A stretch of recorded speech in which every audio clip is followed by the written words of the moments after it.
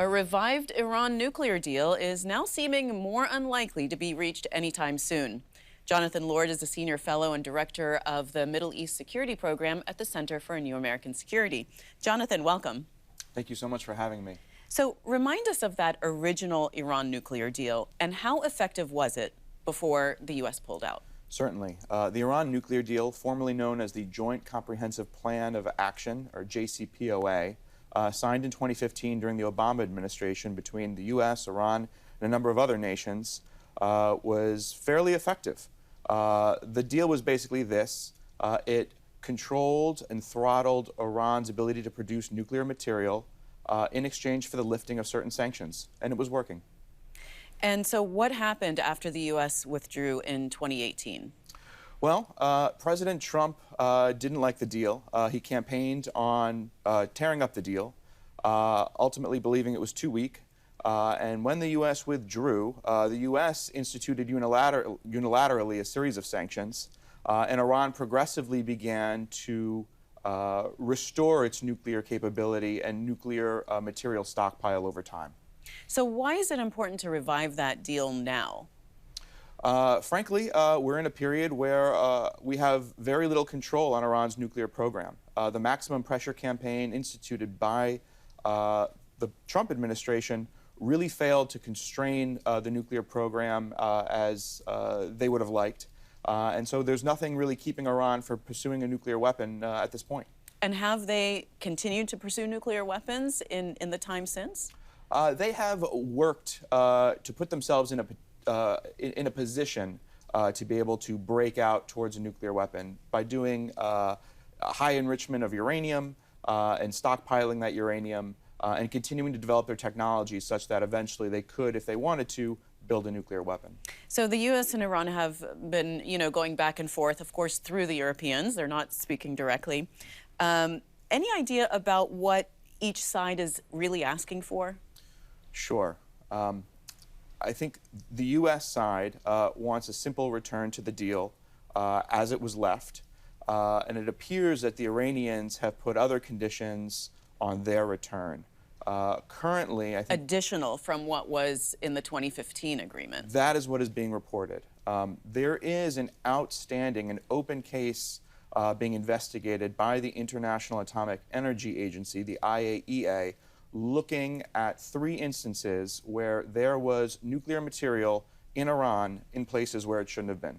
And so that is an ongoing investigation, and the Iranians want that either scrubbed or want that closed before the deal is re-implemented.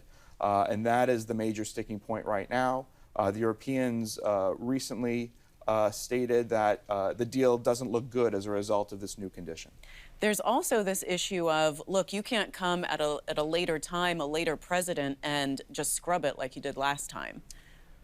That's never going to happen. Right. I mean, that is a major concern. Detractors, critics, opponents of the deal have made no secret of their opposition, and should they regain the executive branch, likely would scrap the deal. I thought that would have been a larger concern. The Iranians seem to have been concerned about that, but somehow seem to have moved past it through the negotiation. You know, Jonathan, there's been increased U.S. military activity in the region. What's going on there? What impact will that have on negotiations? Frankly, I think they're sort of separate files, particularly for the Iranians. The U.S. presence in Syria has been to train and equip partners to fight and defeat ISIS. That continues. That is contested territory. It's key territory, and there are groups that are otherwise in the Iranian orbit that like to do business in that area, and they're going to keep pressure on the U.S. forces. They're, speaking about now Israel, because they have a big issue with Iran and their possibility of getting a nuclear weapon. They've said that they will act to prevent Iran from becoming a nuclear state. What have they done in the past? What do you think they're willing to do? I mean, that's true. They're not a party to the agreement. In the past, they have unilaterally attacked nuclear facilities in Syria, for instance, that were being developed reportedly by the North Koreans. And they have continued to strike targets that are Iranian military targets in Syria that are otherwise in support of Hezbollah in Lebanon. The U.S. just agreed to sell 4 KC-46 tankers, 48 tankers, to the Israelis, which would actually provide them a greater capability to extend their ability to reach Iran if they were ever to strike Iran directly.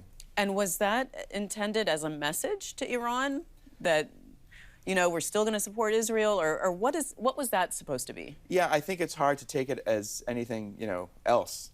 Certainly a message. The timing is considerable. The timing of the delivery of those weapons would come around the time that certain key provisions in the JCPOA would sunset, giving Israel that capability should the Iranians choose to pursue nuclear weapons at that time. So I do think there is a message in there. What do we know about the timeline on these negotiations? Are we going to be expecting an actual agreement anytime soon? I don't think we know. I think we've been expecting an agreement for a long time. We've been sort of in a will they or won't they for months. I think agreements kicked off really in April of 2021. Things moved slowly because the Iranians went to an election. Ibrahim Raisi, a hardline conservative, was elected in August 2021, and things moved slowly from there. And they've moved back and forth. So frankly, we don't know. All right. Well, we'll have to see. Thank you, Jonathan, so much. Thank you, Mimi. Thanks for watching. If you enjoyed the video, give it a thumbs up and subscribe to our channel so you don't miss out on any future Government Matters interviews.